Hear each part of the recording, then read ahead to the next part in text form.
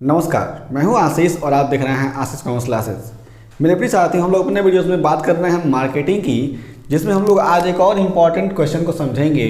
फुटकर विक्रेता क्या होता है, यानी रिटेलर किसे कहते हैं भाई साहब। इसमें हम लोग 3 बातों को समझेंगे कि इसका अर्थ क्या होता है, परिभाषा क्या होती है, और जो भी यह फुटकर विक्रेता है इसमें इसकी विशेषता क्या है, यानी विशेष बात क्या होता है फुटकर विक्रेता में जो अन्य विक्रेता से इसे अलग करता है।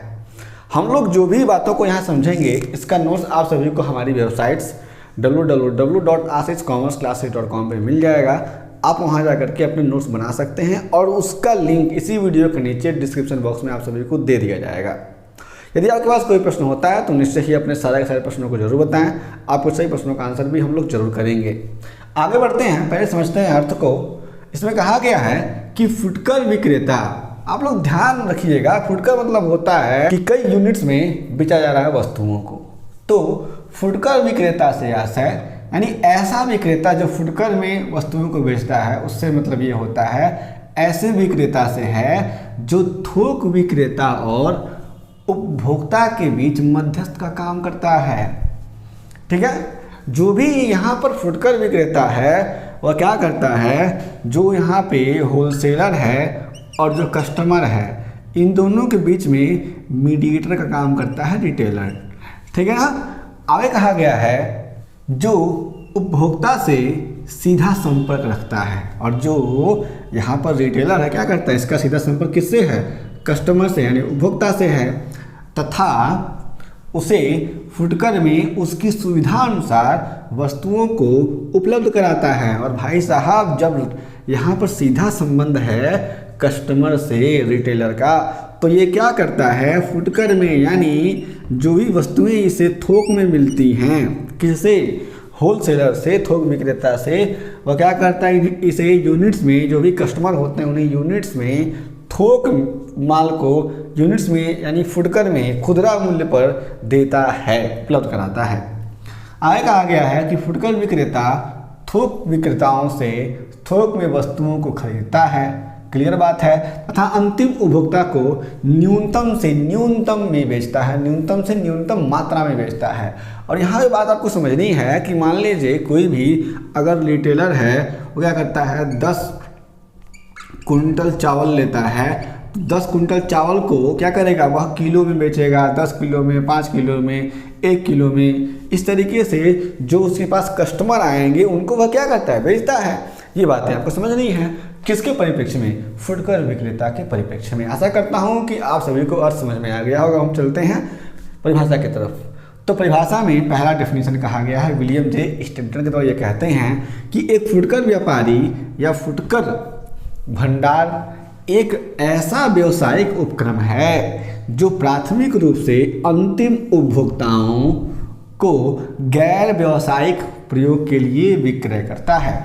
जो भी फुटकर विक्रेता है वह क्या करता है, प्राथमिक रूप से क्या करता है, जो भी अंतिम उपभोक्ता हैं उनको वस्तुएं बेचता है, उनको वस्तुएं उपलब्ध कराता है, और जो भी अंतिम उपभोक्ता है क्या करता है, उसका कंज्यूम कर लेता है, कंजम्पशन कर लेता है, उसका उपभोग कर लेता है, उसको खा लेता है, अपने जीवन में उसका उपयोग कर लेता है। तो यहाँ पर जो भी कस्टमर है वह क्या करता है, गैर व्यावसायिक उपयोग कर रहा है, उसका व्यावसायिक उपयोग नहीं कर रहा है। क्योंकि कस्टमर जो भी वस्तुएं लेकर के जाएगा वह उसे कहीं बेचेगा नहीं, उसे अपने वह उपयोग में लाएगा, इसलिए उसे कहा गया है कि गैर व्यावसायिक प्रयोग किया जा रहा है।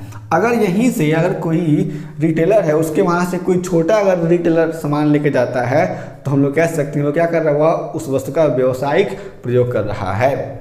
आगे बात करते हैं, कर्डिफ एवं स्टील कहते हैं कि फुटकर विक्रेता में वे सभी क्रियाएं सम्मिलित होती हैं जो अंतिम उपभोक्ताओं के सीधे बेचने से संबद्ध होती हैं। जो अंतिम उपभोक्ता है उसे सीधे वस्तुएं बेची जाती हैं बिना किसी मध्यस्थ के। तो हम लोग कह सकते हैं कि जो व्यक्ति सीधे कस्टमर को वस्तुएं प्रोवाइड करा रहा है बिना किसी मीडिएटर के, बिना किसी मध्यस्थ के, या फिर बिना किसी रुकावट के, उसे हम लोग कह सकते हैं कि वह व्यक्ति क्या है, वह व्यक्ति रिटेलर है, यानी फुटकर विक्रेता है।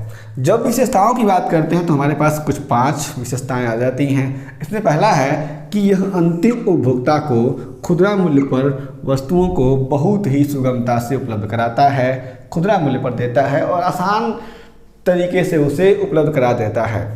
ठीक है, ऐसा नहीं है कि अगर सामने वाला व्यक्ति है उसे 1 किलो चावल चाहिए या फिर उसे 1 किलो चीनी चाहिए तो कहेगा नहीं आपको 5 किलो ही लेना पड़ेगा, नहीं तो मैं नहीं दे पाऊंगा। ऐसा नहीं होता है। जैसा वह चाहता है कस्टमर वैसा ही उसको वस्तु प्रोवाइड करा देता है। वह कौन? जो भी यहाँ पर खुदरा विक्रेता या फिर फुटकर विक्रेता है। आगे बात करते हैं बी की, तो यहाँ पर रहेगा फुटकर विक्रेता। फुटकर विक्रेता थोक विक्रेता तथा उपभोक्ता के बीच की कड़ी होता है। जो भी थोक विक्रेता है यहाँ पर होलसेलर और यहाँ पे कस्टमर है, इसके बीच की कड़ी होता है। कौन? रिटेलर। ये बात आप तो समझेंगे, क्योंकि यह क्या करता है होलसेलर से वस्तुएं लाता है और कस्टमर को बेच देता है।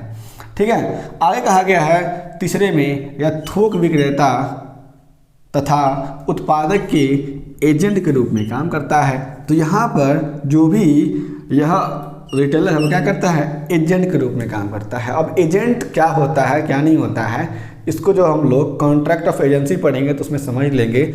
आप सभी लोग कॉन्ट्रैक्ट एक्ट के प्लेलिस्ट में जाकर के इसको देख सकते हैं कि एजेंसी क्या होती है, एजेंट क्या होता है, प्रिंसिपल क्या होता है।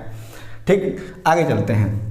डी, इसका उपभोक्ता से सीधा संपर्क होता है। जो उपभोक्ता होता है उससे क्या होता है? सीधा संपर्क होता है रिटेलर का। यहाँ आप लोगों ने यहाँ देखा हुआ है। और अंतिम में 5वां, फुटकर विक्रेता के द्वारा व्यवसाय संचालन हेतु कम पूंजी की आवश्यकता होती है। और जो फुटकर विक्रेता है उसे क्या करना पड़ेगा? उसे अगर व्यवसाय चालू करना है, व्यवसाय खड़ा करना है, उसे उतनी पूंजी की आवश्यकता नहीं पड़ेगी, क्योंकि उसके पास जो भी वस्तुएं होती हैं वो फुटकर में बेचने के लिए होती हैं। 2, 3, 4, 5 बुरी चीज़ें रहेंगी तब भी वो बिजनेस अपना स्टार्ट कर सकता है। इसके परिप्रेक्ष्य में, इसके एवज में अगर कोई यहाँ पर थोक विक्रेता है तो उसे बहुत भारी पूंजी की आवश्यकता पड़ती है। मेरे प्रिय साथियों, हम लोगों ने इस वीडियो में समझा कि फुटकर विक्रेता किसे कहते हैं, यानी व्हाट इज़ रिटेलर्स। इसके बारे में हम लोगों ने इसके डेफिनेशन को, मीनिंग को और इसके जो भी इसकी विशेषताएं हो सकती हैं उसको समझा। यदि आपके पास कोई प्रश्न होता है तो निश्चय ही आप लोग अपने सारे के सारे प्रश्नों को बता सकते हैं। आगे हम लोग अकाउंटिंग के बहुत सारे कॉन्सेप्ट को 1 बाय 1 समझेंगे और जानेंगे। उसके परिप्रेक्ष्य में भी आपके पास कोई प्रश्न होते हैं तो बताते रहिए। हम फिर मिलेंगे एक नए वीडियो के साथ। चैनल को सब्सक्राइब कर लीजिए, वीडियो को शेयर कर दीजिए और लाइक कर दीजिए। तब तक के लिए जय हिंद।